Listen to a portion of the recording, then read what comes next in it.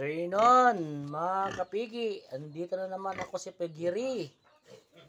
Ito yung mga biik ni Auntie. Ayan. 30 days. Pwede nang iwalay. Ayan o. Yun yung iba. 30 days. Kung gusto nyong bibili, PM lang ako. Mura lang. Ayan. Sa kamahalan ng feeds, ito yung pinapakain nyo. Ito. Ito yung puno ng saging.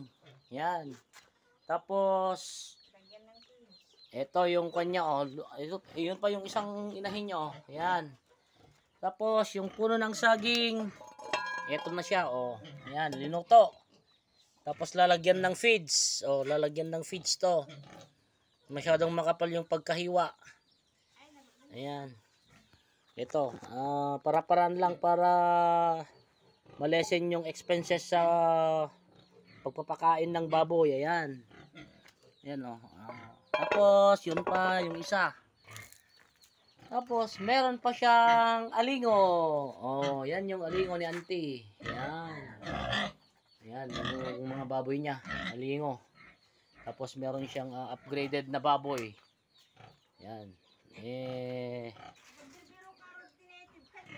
Ayan, yung mga kanya, mga baboy niya. Ito yung ginagawa niya, hihiwain niya to, itong puno ng saging, hihiwain, tapos lulutuin. Pagkatapos maluto, lalagyan ng konting feeds. Ayan.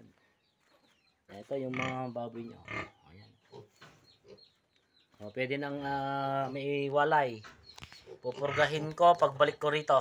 Papupurga para mas mga ganda naman yung mga bake natin. Para kumpleto. Ayan.